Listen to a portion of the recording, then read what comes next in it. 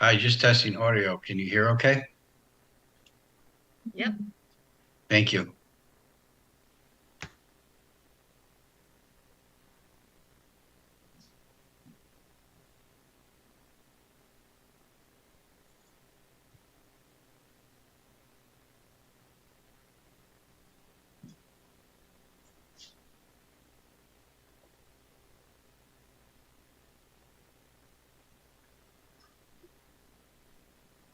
Hey, do you all set to record? Recording in progress.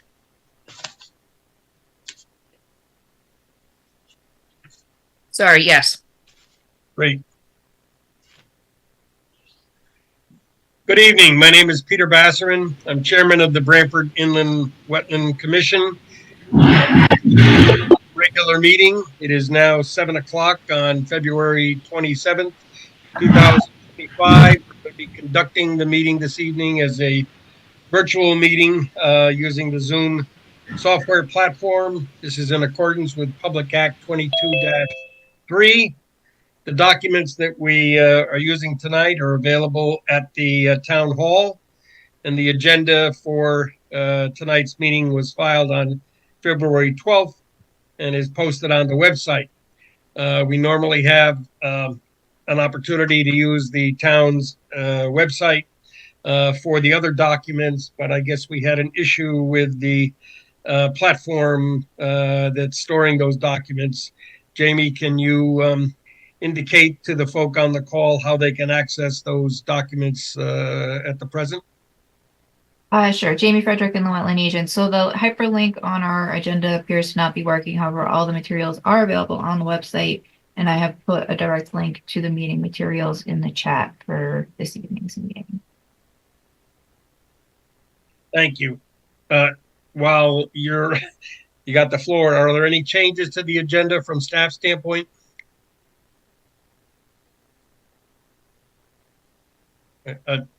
You muted yourself, but I take that as a no. No changes, sorry. To provide public exposure to the proceedings, BCTV is recording. Thankful for their participation so that the public can view these meetings at their convenience. For those speaking this evening, please make sure that your face is visible when recording. Please, each time you're going to have a discussion, offer an opinion or a comment, please indicate your name so that, again, that the record can be complete in that regard. And if not speaking, please mute the microphone to avoid feedback. Let's see. Before taking the customary roll call tonight, I am happy to welcome a new member to the commission. She replaces Commissioner Meinson as a full member. Let's take a moment to bring along Commissioner Mirsky.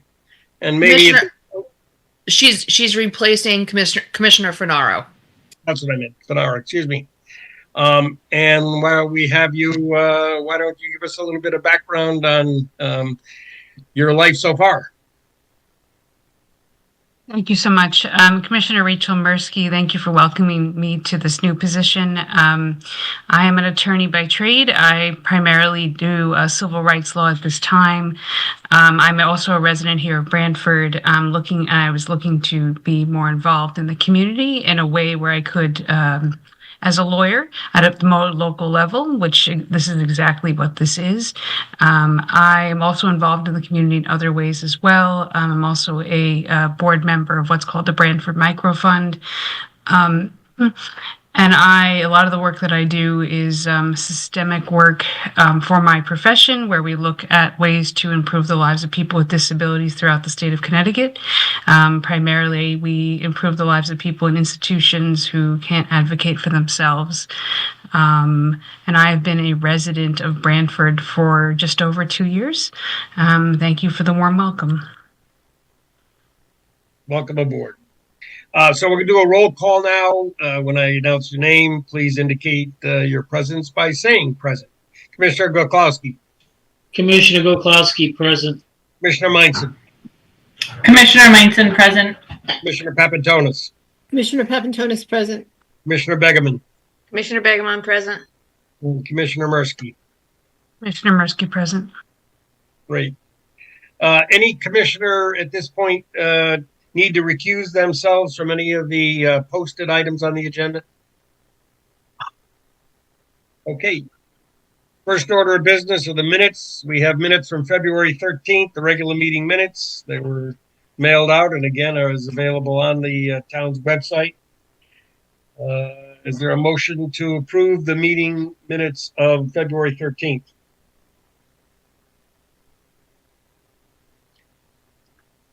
This is Commissioner Goklowski. I'll make a motion to approve the minutes as received from the February 13th, 2025 meeting. Commissioner Meinson, I second that. Any further discussion?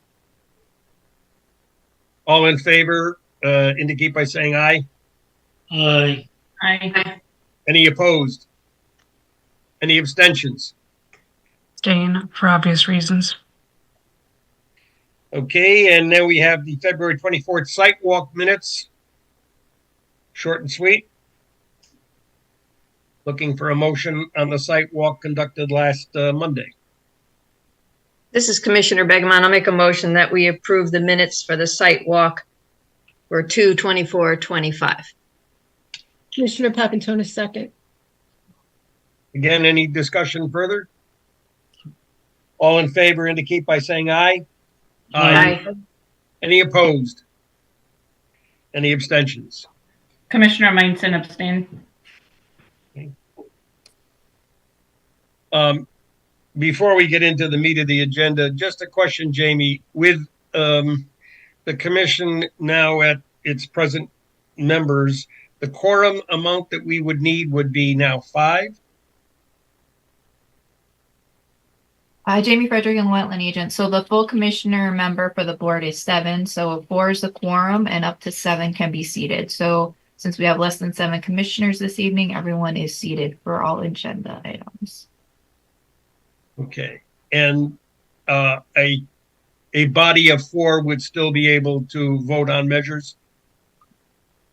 Okay.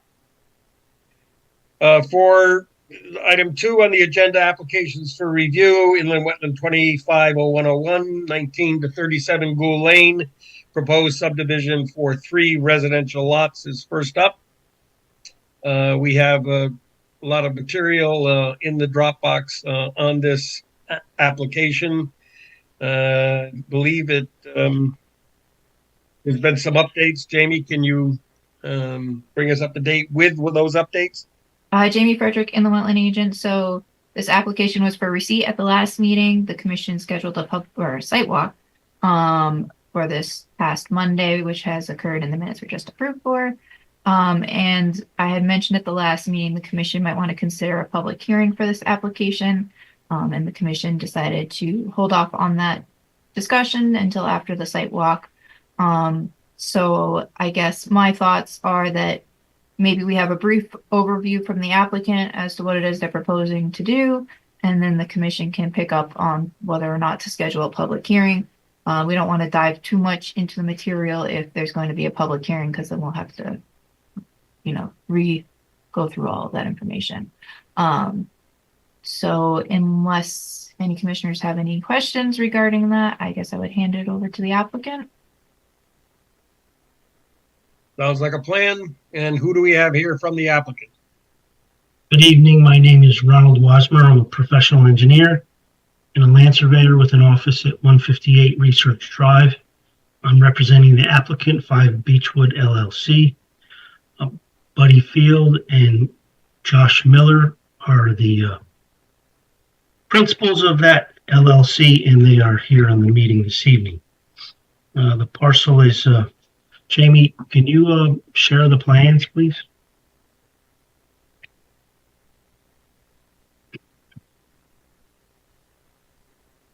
Yeah, that's perfect. Thank you. Parcel's approximately 12.5 acres. It's bounded on the north, which is Gould Lane, and north is orientated up the page.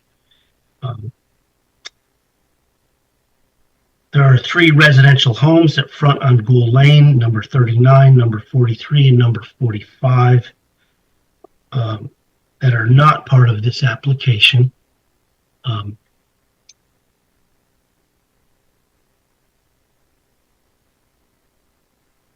house number 39 is kind of in the center of the page there. And that was previously part of this property, as well as the 2 lots to the east. The parcel is bounded on the east by the land of the Branford Land Trust. The parcel is bounded on the south by the cul-de-sac at the end of Beechwood Road. There are 2 existing homes on Beechwood Road, which you probably recall from the site walk, and the site is bounded on the west by the Branford Railroad. A large portion of the property is designated as wetlands. These wetlands were delineated by William Kenny, professional soil scientist. The proposal is to subdivide the parcel into 3 residential lots and a 4th parcel to be conveyed to the Branford Land Trust.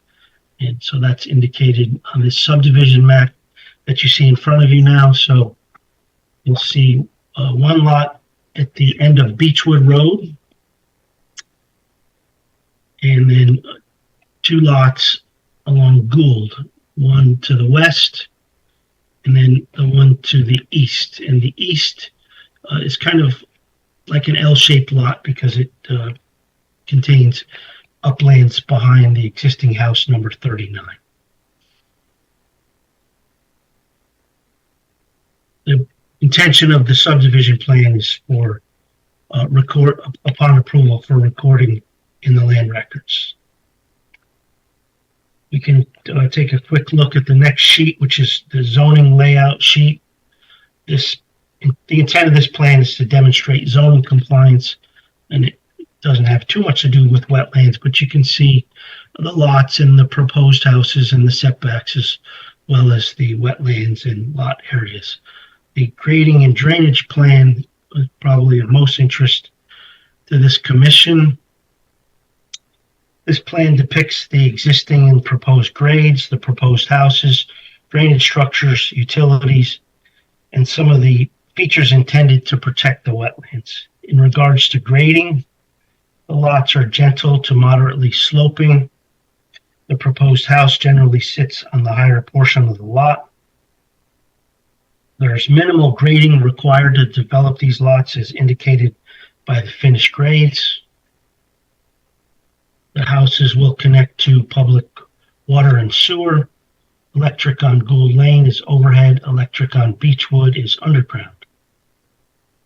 We've proposed storm drainage management through infiltration galleys. These galleys are designed such that there is no increase in runoff for the 25-year storm. That's my understanding of the Branford engineering requirements.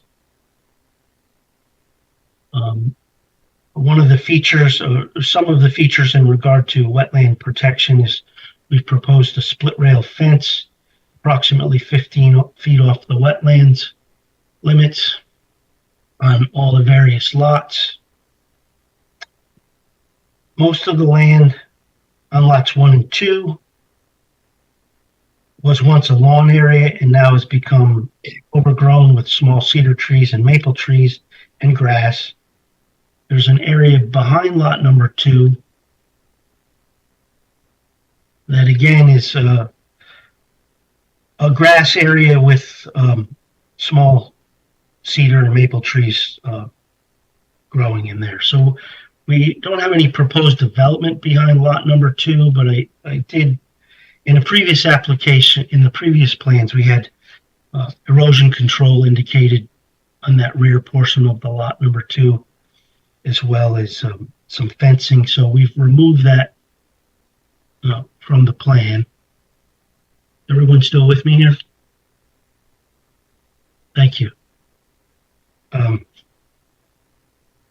So on the current plan, we're proposing cedar posts around the perimeter of the uplands of lot number 2. The intention is just to provide notification to any future homeowner.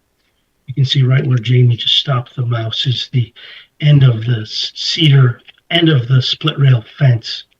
And there the intention is a more significant visual barrier to prevent intrusion into the wetlands in the area closest to the development. We have an erosion control and sedimentation and erosion control plan attached, and you'll see that we have proposed silt fence as well as anti-tracking pads, and we have some mitigation plantings. Now, the intention of these plantings is to provide habitat and to augment the existing understory adjacent to the wetlands.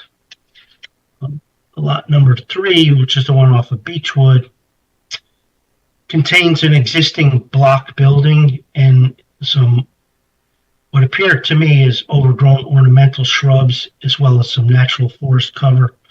I believe that this lot was used in portion, I'm speculating, but in portion with the development of Beechwood. The other homes on Beechwood were once part of this land. And if you could recall from the site walk, there was a somewhat less used, but at one point it was a woods road that went from the house, the existing house in the center, to this block building in the back. And the house was previously owned by the person that sold the land for Beechwood Road. I wasn't involved in that, so some of this is speculation on my part. But so, in a nutshell, that's the proposal. I'd be happy to entertain any questions that you may have. This is Commissioner Goklowski. Mr. Wasmer, thank you very much. Couple small questions. Are there proposed houses that are already, are they going to be pre-built houses and then sold, or are they going to be spec houses, or how is this development going to work? I presume that they will begin construction of houses and then market them for sale. Okay, so they're gonna move forward and build the houses and not sell they're not gonna wait to sell the lots, or they are. It's possible that they would sell a lot to another purchaser, and they could hire their own builder. Our applicants are actually builders and mechanical contractors, so they have the experience as well as the knowledge and to build these single family houses. Well, no, and what my concern is, are they gonna, do they plan on building a house right away to start construction right away, or they plan to market it and then build it down the road, or a year from now? I don't think that they're going to wait a year from now. I think they want to market these and begin construction this construction season. Okay. There's not a lot of inventory there at the moment. So, this is Commissioner Bassman. To that point, what's the construction timeline or schedule? Is the grading to be done all at once? Is the access driveways, etc., to be done, and then the houses go in, or are we going to do this, little by little? I would say that they'll develop one lot at a time, or they would do all the work with any particular lot at one time. They would not grade it and then wait to sell it. They would grade it when they're ready to build the house, as well as the access road and the storm drainage. And, typically it's about 6 to 9 months to grade the lot, install the utilities, foundation, frame, side, etc. Is this lot by lot construction? I'm sorry? Is this lot by lot construction? Yes. Including stormwater management, etc.? Yeah, the stormwater management is individual to each lot. We're not proposing any roads. There's no road construction to be built. Jamie Frederick in the Lynn agent. Yeah, there's no shared infrastructure between the 3 lots development. So I just want to take a step back and suggest that commissioners think about questions in regards to whether or not to hold a public hearing. before we dive into too much of this. Because if we are going to have a public hearing, we probably want to wait for these questions. And, you know, you don't want to have a public hearing, that's great, but we should decide that. So for new commissioners, there's 3 reasons in which the commission can hold a public hearing. Per state statutes, the commission shall not have a public hearing unless one of these 3 criteria are met. One is that the proposed activity may have a significant impact on wetlands or watercourses. Second is a petition signed by at least 25 persons who are 18 years of age or older and who reside in the municipality in which the regulated activity is proposed, requesting a public hearing is filed with the agency not later than 14 days after the date of receipt of such application. That would be today, and we have not received such a petition. And the third one is that the agency finds that a public hearing regarding such application would be in the public interest, which is the reason that I had suggested might be applicable at the last meeting. We have had some of the neighboring property owners ask about what was going on with the property when it was being surveyed and flagged for wetlands. And we also did have a couple members of the public at the site walk. So I would suggest that would be the reason for consideration. Of course, unless any commissioners have thoughts regarding proposed activity may have a significant impact on wetlands or watercourses. However, I'd just like to identify that they're not proposing any activity directly within a wetland or watercourse as part of this application.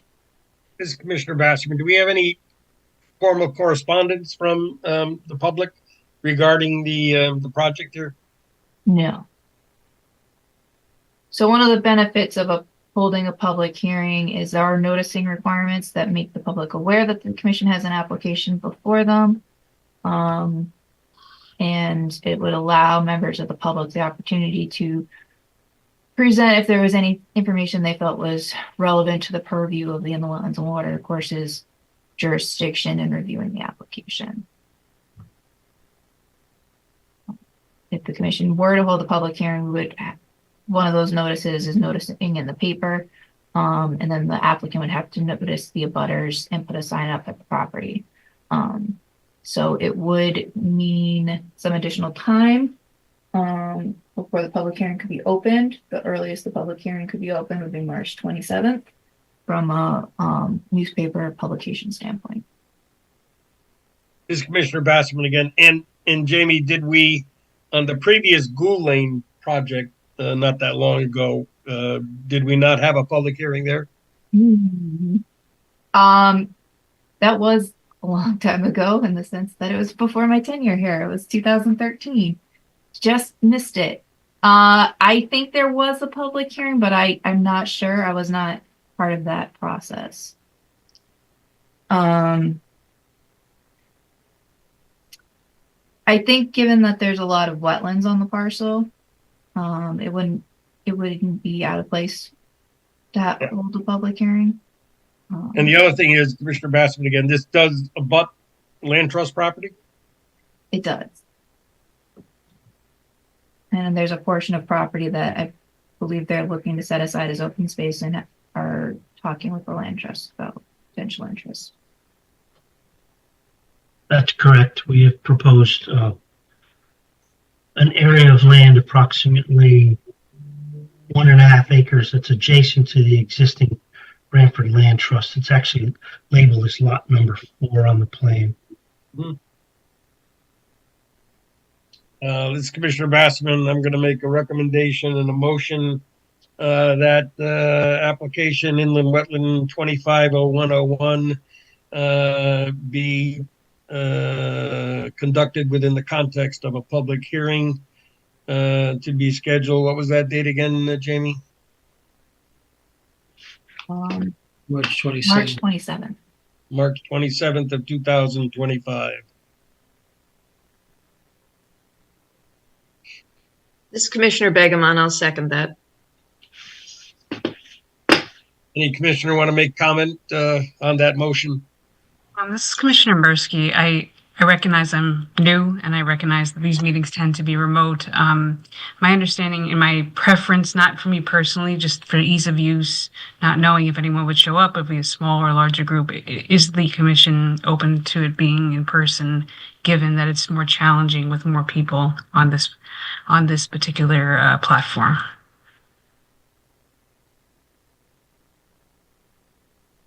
This is Commissioner Begemon. We've had discussions about the benefits actually of doing it remotely, because when the designs can be shared remotely, you really get a really good view. And when you're in person, they're about 40 feet away and somebody's pointing at them with a stick.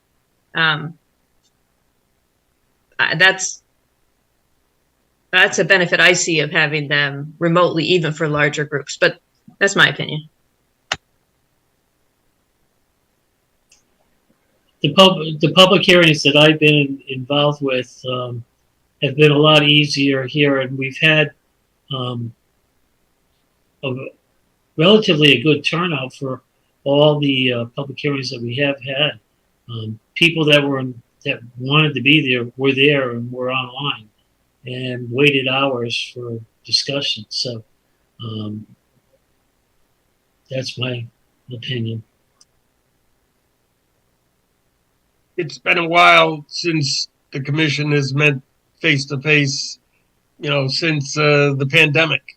And it would appear that, as we have talked about meetings in general, that the commissioners seem to feel the flexibility as well as the document availability makes the in-person less conducive than actually the virtual.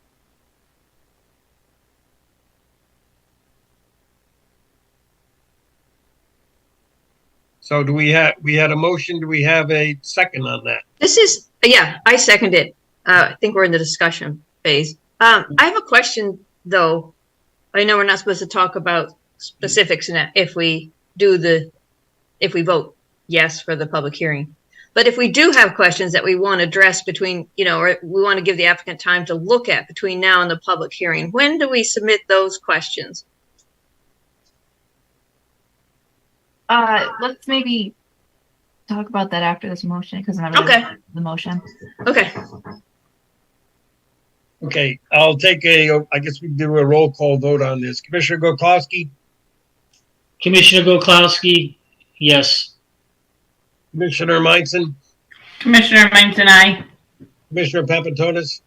Commissioner Papantonis, aye. Commissioner Begeman? Commissioner Begemon, aye. Commissioner Mirsky? Commissioner Mirsky, aye. Commissioner Basserman, aye. So we're going to have a public hearing on this, and now, I guess, to address the question, Jamie, you want to chime in at this point, now that we've concluded we're going to do a public hearing? Jamie Frederick and the wetland agent. If any commissioners know they have any questions now would be an appropriate time to ask them. And if anything comes up while you're reviewing materials, you can send staff, don't send it to the whole commission, just send it to staff, what your questions are, and we can relay them back to the applicant team for discussion at the public hearing. So, and we're not getting these answered, we're just asking the questions, correct? Yeah, I mean, if you have a question that they can answer with like revised materials or something, then you might receive answers. But all of that would have to be through the record of the application and reviewed at a public meeting. Okay, so this is Commissioner Begemon. One question had to do with mitigation. And what I didn't see in the application materials is actually a narrative from the soil scientist about the plants and the conditions and nature that is there, and what kind of, when you talk about mitigation, what kind of, and you're talking about planting plants, but whether there's going to be invasive management, things like that. And another question is that little land bridge that goes between the two bodies of water. that appears man-made. I don't know if the soil scientist would weigh in on whether a mitigation if you're trying to improve the wetlands would be or not to be to connect those two bodies of water. Yeah.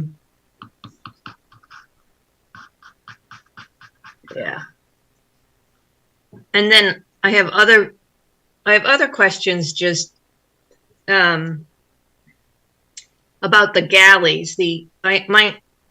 Those galleys are infiltrators, it's my understanding.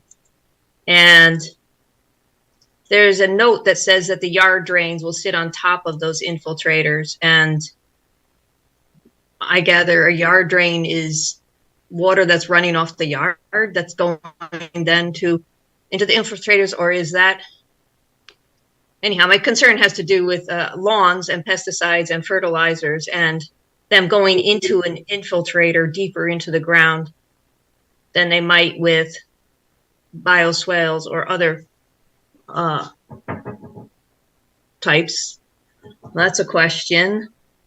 And I saw a little typo on the sedimentation and erosion control plan. It's in the second paragraph on the sedimentation and erosion control narrative. It just had to do with that there's two sentences. It says applicant shall request a pre-construction meeting with the project engineer and the site contractor, and then it stops, and then it says the zoning enforcement officer and or the wetland enforcement officer, but it doesn't say. I mean, it's implied that that person will be at the meeting, but because it doesn't say it specifically, I thought I'd point it out. Yeah.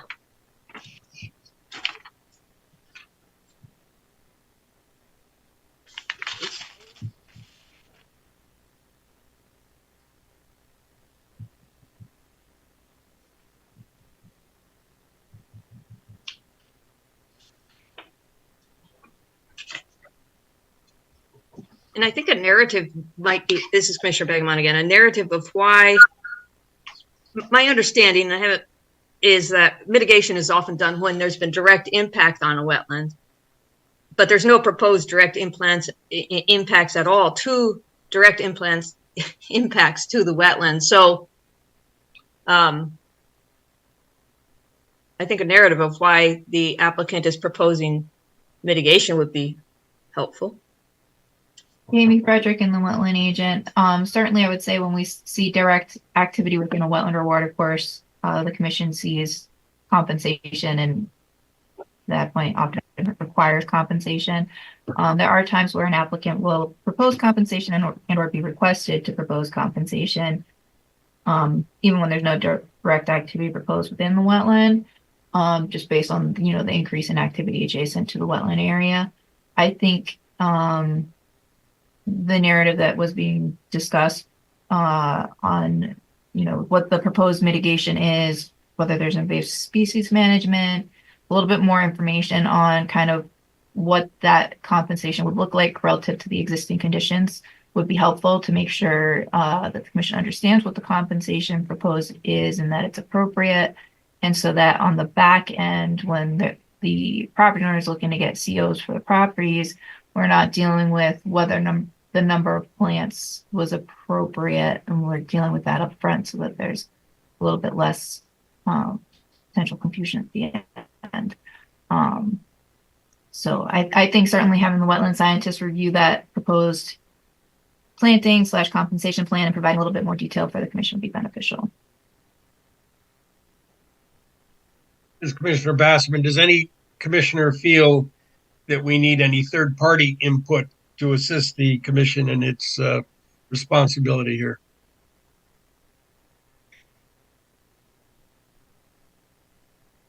The fact that there's not really any direct impact on the wetland would certainly put it in different light than if that was not true. Amy Frederick and the wetland agent. I think the fact that there's no proposed wetland filling, that there's no shared infrastructure being proposed,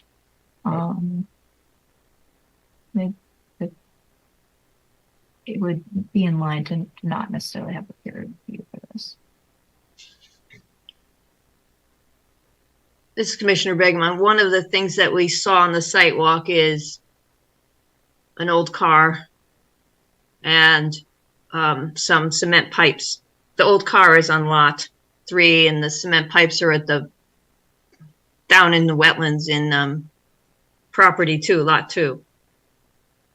I don't know if it would be typical to have a description of how those are going to be removed, Jamie, or if that might be something that the applicant should address. Jamie Frederick and the wetland agent. Yeah, there is some existing debris on site that, to the extent that it's feasible, would be ideal to have removed as part of, the project compensation, if you will. And how that's going to work would be helpful to have. I think the pipes might be outside of the wetland, but they're adjacent to it. So clarification on that. If they are in the wetland, then, certainly the means for removal that would minimize impact should be addressed.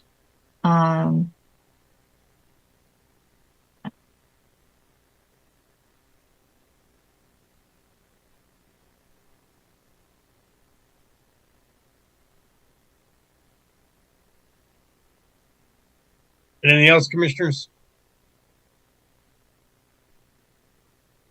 Okay, so I think we have established that there's a public hearing on this scheduled for late March. Late March? Yeah, late March. March 27th at regularly scheduled meeting to be held via Zoom. Okay. So before we continue, I would suggest maybe just seeing if the applicant has any questions regarding the homework, if you will, that has been outlined. And if the applicant has any questions regarding noticing requirements, you can certainly feel free to follow up with staff at any point. So I jotted down some notes, but I'll call you in the near future and we can sit down and just make sure I understood all the questions. Okay. Thank you. Thank you. See you again in a month. All right. Have a good night. Thank you. Good night. Thank you. Inland Wetland 250201, 301 Maple Street, renovations to yard space within 100 feet of the water course. We had plans from the last meeting dated January 29th. Are those still the plans in play, Jamie? Well, yeah, Jamie Frederick and the wetland agent. We have not received any new material since the last meeting. I believe that we do have a representative present this evening. So we didn't discuss this application at the last meeting. I did indicate that we had received the application and some materials and that I had sent out an email with some of my initial questions/concerns. So I don't know if we want to start with the presentation from the applicant team and go from there. Just real quick reminder that this application was submitted in response to a notice of violation, which is the next item on the agenda. So just something to keep in mind. Yeah.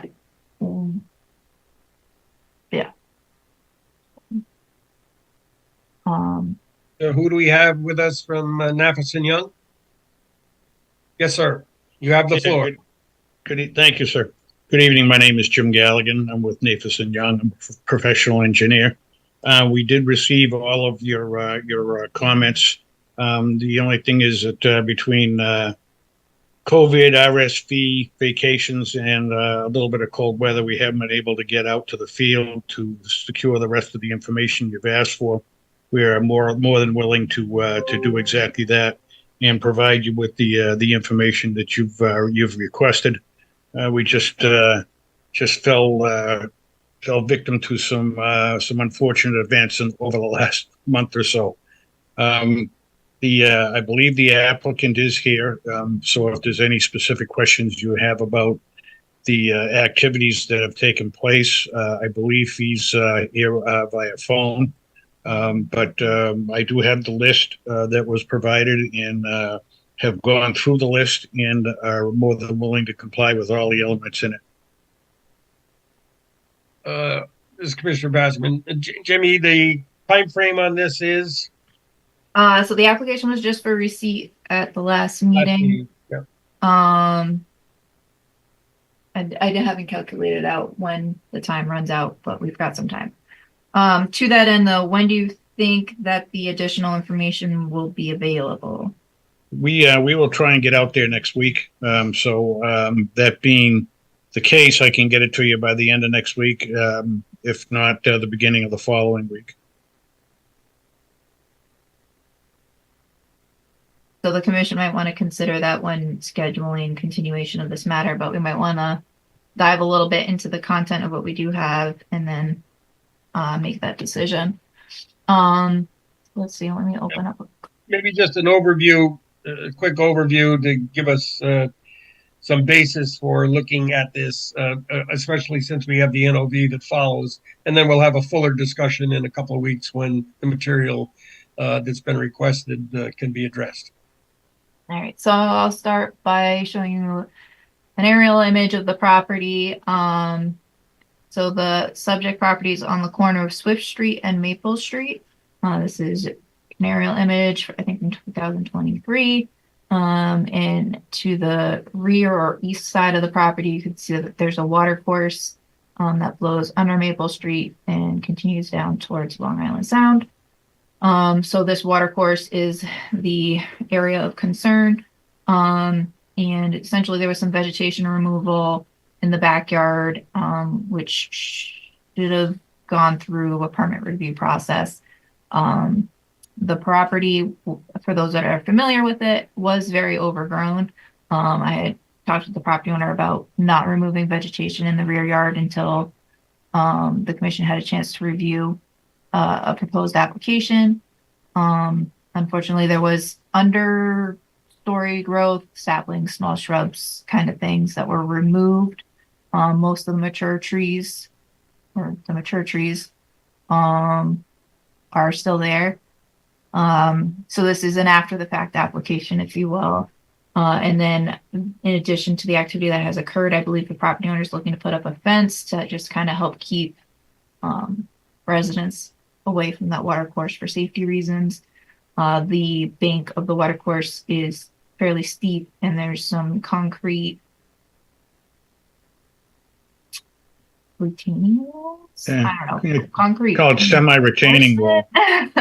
I think, Jamie, there's actually a couple of pictures on our plans that might show. Yeah, so I'll hop over to, oops, wrong one. So this is the site plan, and there's, on the top, they have a couple of photos of the water course. So this is after the vegetation removal. They put in a silt fence, which has since been reversed, and my understanding is towed in. I've not actually inspected it since it's been towed in. And they did spread straw to help keep everything stable until they can get everything stabilized with vegetation. And the water course is below this tree here. And so this is from the water course looking, I believe, looking south towards Maple Street. And this is the reinforcement that I was trying to explain. And then this is looking north towards Swift Street. With the culverts coming from under Swift Street. So I don't know if the commission wants more information regarding the stability of the bank, given its kind of you can say ugly. I was gonna say tenuous nature. It doesn't look very sturdy. We do have correspondence from 2013, I believe, in our files to the previous property owner from the previous inland wetland agent. Not a violation, but just kind of a notice of, hey, the condition of this slope looks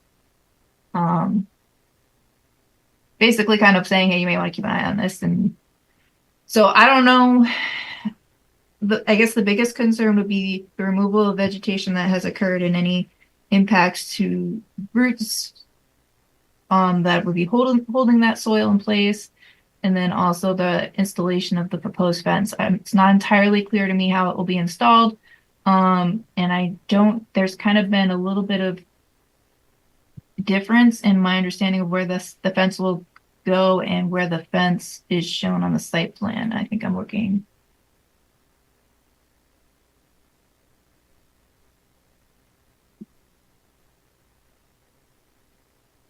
This is this. It's not labeled. I think if we look at the next drawing, Jamie. Go back.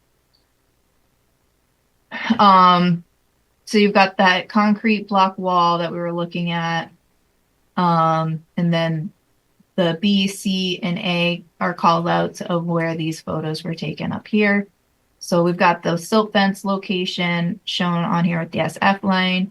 And then the white vinyl fence is shown with this line with the circles. And it looks like it's shown between the silt fence and the top of the wall, which definitely to me seems concerning regarding the stability of that bank. But I think the property owner had indicated that he was going to set it 10 feet off of that wall. But that's not what the site plan shows. So I don't know if the property owner is present, if he can speak to that for the commission real quick. If you're on a phone and you're looking to unmute, 1 minute, let me.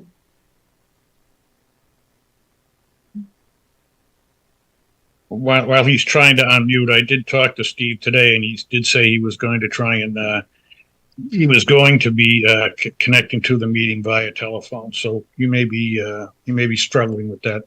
It looks like you're unmuted. You've got your hand raised. Feel free to talk. I'm not hearing you.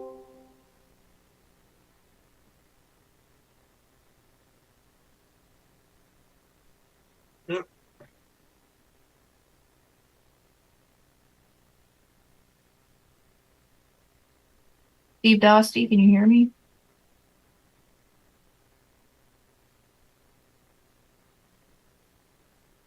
I feel like I heard somebody for a split second.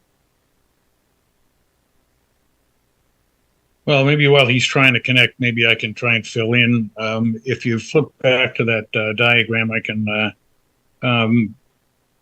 can move that fence, like Steve said, about 10 feet off the top of the bank.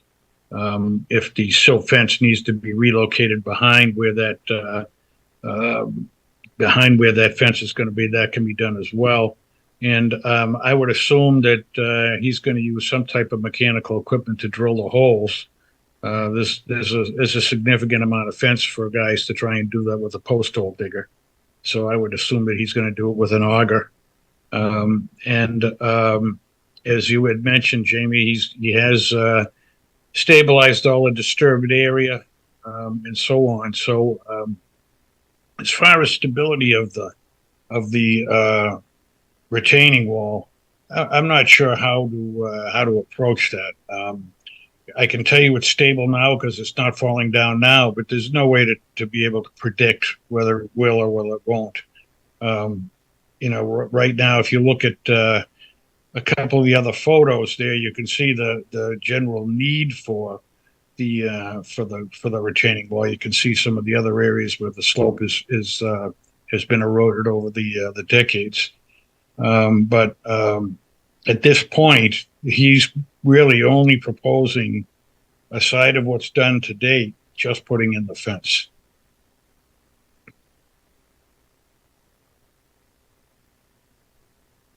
So yeah, I mean, I guess my concern would be if there's going to be equipment being used to install that fence and it's being installed right at the top of the bank, that seems slightly problematic to me. Well, as I said, if he's committed to putting it 10 feet back from the edge of the fence, I mean, that's what the augers are for, is to minimize the disturbance while digging the posts. Yeah, I guess the addition of vibrations and whatnot from the machinery relative to that bank situation would be the concern. All right. Well, I can, seeing as he's having some difficulty connecting, I can find out and clarify that for you for the next meeting. Yeah, I think clarification for the next meeting would be helpful, and also if he is looking to move the fence, revising the plan to show that. Yeah, that's no problem. That's no problem. So it's my understanding that the additional site work is needed to do the A2 survey and that you're looking to submit that in the coming weeks. Is that correct? That's our goal, yes. This is Commissioner Basserman. I guess I have concerns about that wall. Is there nothing in the plan that addresses correcting the problems with the existing retaining wall? At this point, he's not proposing to disturb it at all. I think if he goes to try and disturb it at all, it would mean dismantling it in its entirety and building a new one. I mean, if you go to try and touch that thing at all, you can see from the photos that there's some vegetation whose root systems have tied into the wall. So at this point, he's not proposing to do anything to the wall. I guess for one commissioner, I guess I'd be interested in some engineering professional indicating what it would take to correct that situation. Oh, that's easy. I can do that, Mr. Chairman. I mean, it's basically if you want to correct a situation, simply put, you just take the entire wall down and you put up a modular block wall, commonly called a Versalock wall, to replace it. Because it's just time before that happens that it's going to collapse. Jamie Frederick in the wetland agent. Alternatively, maybe having a structural engineer assess the condition of the wall and the proposed activity and whether it makes, address whether it makes sense to address the wall or at what point would the wall need to be, or is there a routine basis on which the wall should be assessed to make sure that we're not dealing with it once it becomes, a catastrophic issue. Potentially. Where does this flow, Jamie, from here?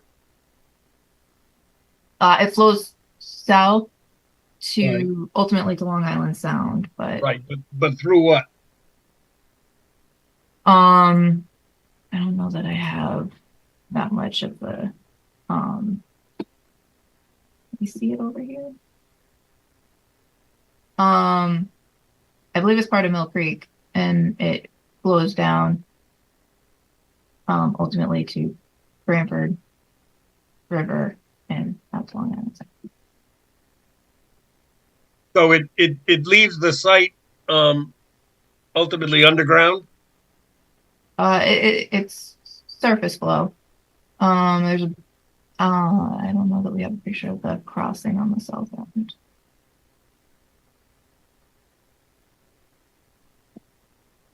Yeah, there's a box culvert in Maple Street that it flows through. Okay.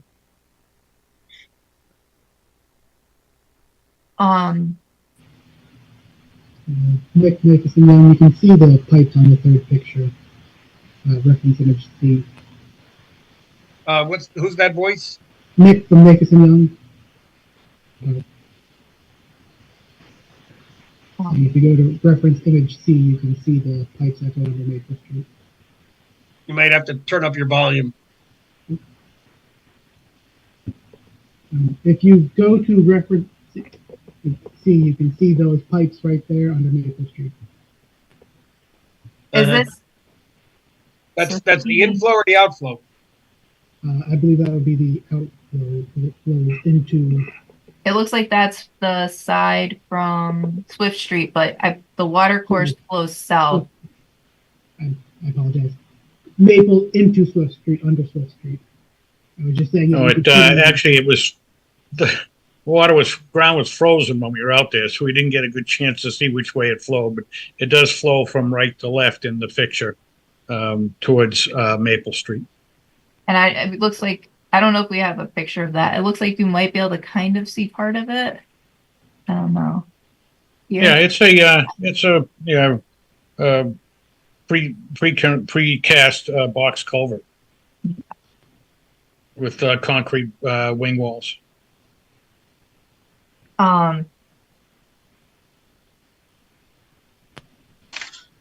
This is Commissioner Begemon. Jamie, are you in mid-thought? Yeah, but No, I'm holding. Oh, the different J. I'm sorry. I'm not sure which one of us misheard. Commissioner Bergman, I'll just ask a question. If a retaining wall that's on a watercourse is decaying and causing potential harm to the waterway, is that the responsibility? Like, does a homeowner have to repair this kind of thing? I mean, I don't think I've come across this yet. So, I mean, ultimately, the property owner is responsible for the impacts of the property. So, if it is impacting the wetland watercourse, then conceivably, yes, they would have the requirement to fix it. I don't know that it's at that condition right now. I just don't want to be dealing with it when it, should it. I don't want to see it fall into the watercourse and then we have to deal with it, especially because this is a high flow area. So it certainly would impact, it could impact flooding and drainage patterns if it were to block up this watercourse. It would have a lot of impacts to the neighboring property owners. This is Commissioner Basserman. As a follow-up to Commissioner Begeman's question, suppose there was no application, to correct the situation, and you stumbled across, or a neighbor stumbled across and said, this thing is a disaster waiting to happen. Would we issue a NOV to correct it? Jamie Frederick and the wetland agent, I would say we'd only issue an NOV if it was like either impacting or somehow obviously imminent. I mean, it seems somewhat imminent right now, but I mean, like,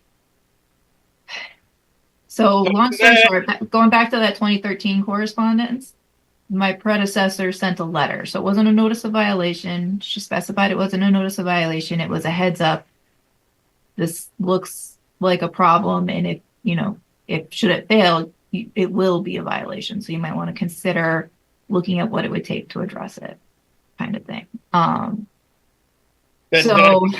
think it adds credence to your comment about having some kind of structural assessment of the wall in its condition today and when that failure opportunity might present itself. Commissioner Meinson, do we know what it looked like back when that letter was sent in 2013 for comparison? Let me see if I've added that to the file, and if not, we can always add it. So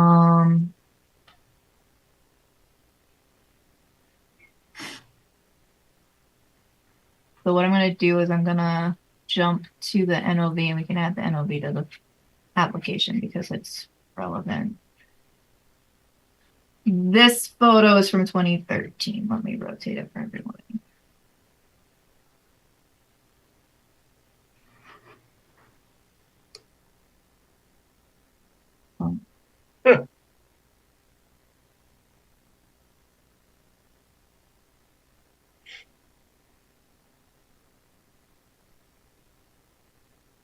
It's Commissioner Goklowski. It looks pretty much the same as it did. Yeah.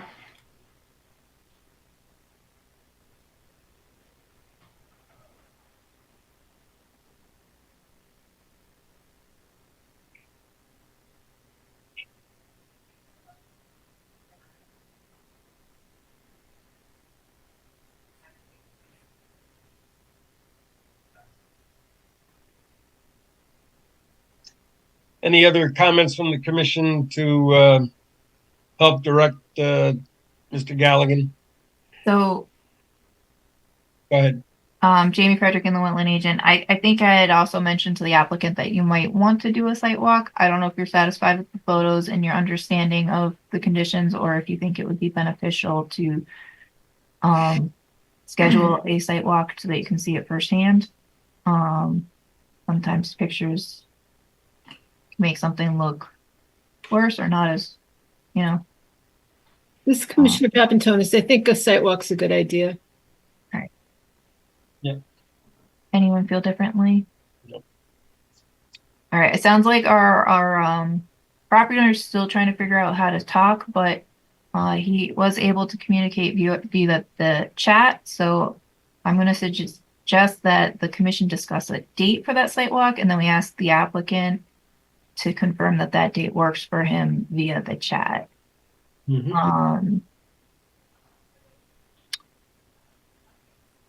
This is Commissioner Begeman.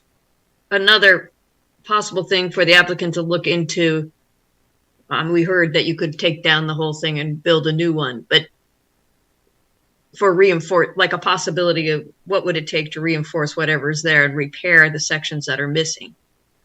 That's not going to happen. Okay. Once you touch this wall, it's all. Yeah, I mean, this is all interlocking. You can see that there's a fairly good sized tree with a root system in the wall. As soon as you touch this wall, you're rebuilding the whole thing.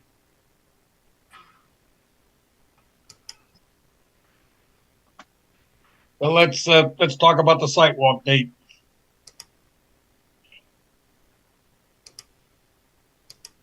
We have as Commissioner Bassman, we have a clock change that'll work in our favor if we want to do this, late afternoon.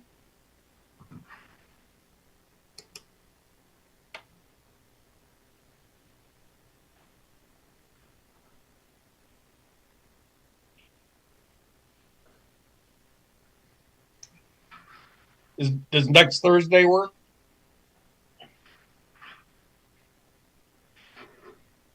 I'm not available next Thursday, Commissioner Manson. Say that again, Commissioner. I am not available next Thursday. I also am not available, Commissioner Papantonis. Commissioner Mirsky, I'm also not available. The property owner has indicated they're not available to meet at any time. Mr. Dosty, would you be open to having the commission meet with your engineer on site? Time that they're available?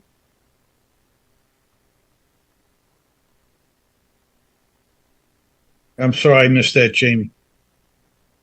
Okay, so the property owner said he's not available to meet. However, he is open to having the commission schedule a site walk when the engineering firm is available to meet with the commission out there at the site. He said he is available to meet. Oh, I'm sorry. I'm sorry. Thank you for reading. I thought that was a very uncharacteristic response to them. Okay. What do Commissioner Bassman, we have to wait to find out when the engineering? No, so it sounds like the property owner is available, and so let's work on getting something that's available for the commission, and then we'll confirm from there. Is a Saturday better or not?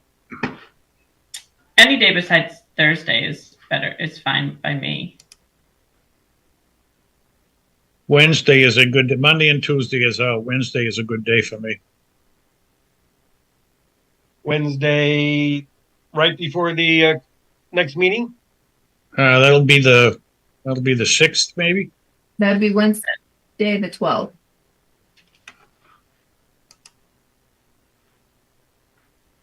I could do Wednesday the 12th. Does that work for you? It sounds to me like we got a week in between then and now. We would have 2 weeks. Seeing as Saturday's the 1st. Sounds to me like. Yeah, it's a day under 2 weeks. And this would just be for the commission to view the site conditions. So I guess. How about Wednesday the 5th? Why wait until the night before the meeting? Wednesday the 5th is Ash Wednesday. I don't know that. Yes. Yes, that won't work.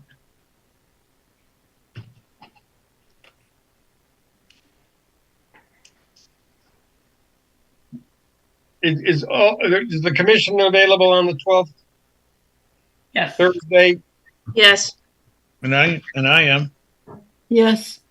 All right, sounds like that's the date. What time, guys? 5 o'clock? Sure. Yes. Okay, we're gonna have a scheduled site walk for March 12th at 5 o'clock for inland wetland 250201. And the applicant is okay with that? I am available. Thank you all Great. from the applicant. Okay, so to that, following up on that, does the commission want to? Okay, so there's, I guess, two things. One, is there anything that the commission knows that they want aside from the A2 survey at this time in regards to the stability, or do you want to wait and hold off until you've seen it and then have that conversation perhaps March 13th? There's been kind of some discussion about whether the wall should be reviewed by a structural engineer. And we'd still have 30 days after the next meeting, Jamie? 65 days from the date of receipt. The application was for receipt February 13th, so we would have until the April 10th meeting to make a decision. Okay, yeah, why don't we do that? Do the site walk before we decide whether structural support for a wall or alternatives is going to be required. So we'll have the site walk Wednesday, March 12th at 5 p.m. We'll send out an agenda, and then the commission will continue review at March 13th, hopefully with the updated survey, and assess whether additional information is needed at that time. I think the only thing we didn't go over tonight that I think should also be addressed for that meeting is whether you're planning any replanting or seeding in the area where the vegetation was removed, in regards to making sure there's long-term stabilization of that area. And if you are looking to move that fence off of the top of wall, considering something that's more of a neat natural condition between the wall and the bank, might be worth considering. This is Commissioner Gokowski. I think a lot of those questions will be answered, or we will be able to answer them once we get out to the site and see, 10 feet off that area, taking a look at the wall, and then looking at the area that needs to be reseeded. I remember the property many years ago when the property was first built and how well maintained it was. Jamie,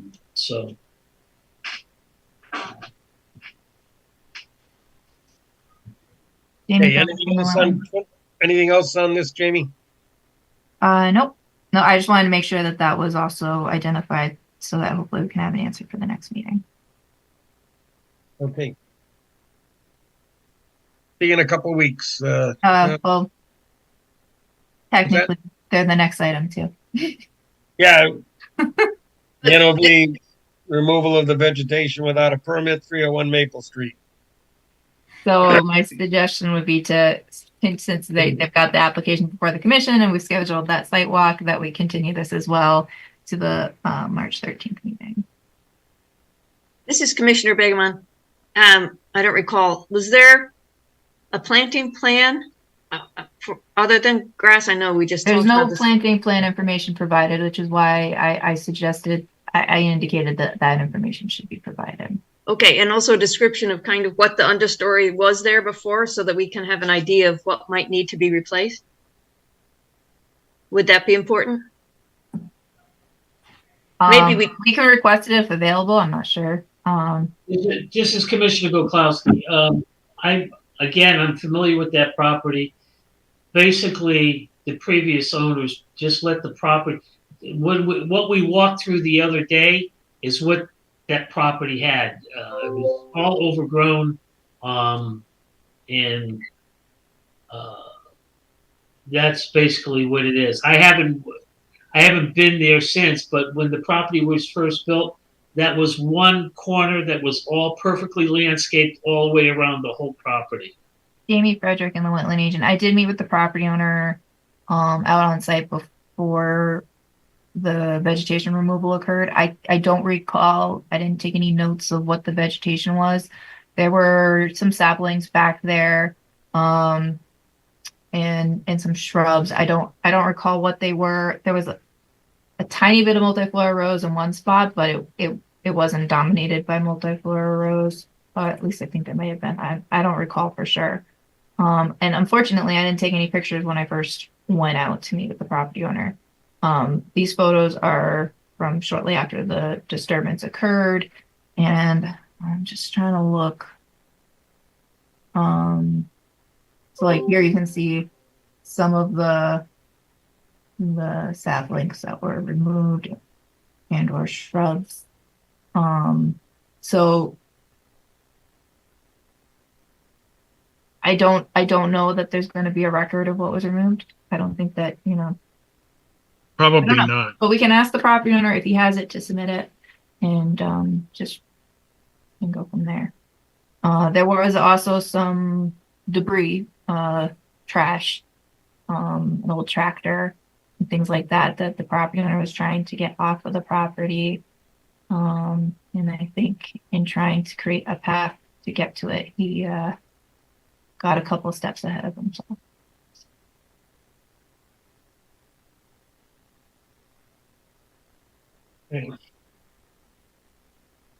Well, the NOV for 301 Maple Street is continued until the next regularly scheduled meeting of the commission. No applications for receipt. No agent approvals. No other business. Any other correspondence and announcements, Jamie, that we need to just touch on, or And are we just a quick reminder for those that are registered on the cause meeting is next Wednesday because it's March, and that was a surprise for me.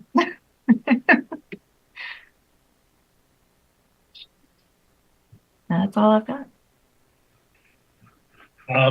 I guess this may be one of the shorter meetings that we've had. I'd ask Commissioner Mirsky not to take too much faith in the fact that this is a little over an hour, because this is the exception rather than the rule. So hang in there. Thank you all for attending, and we'll see you next meeting. Motion to adjourn. Second. This program was brought to you Good in night. part night, through the all. support of the Town of Branford. Watch town meetings and other videos on demand at BranfordTV.org.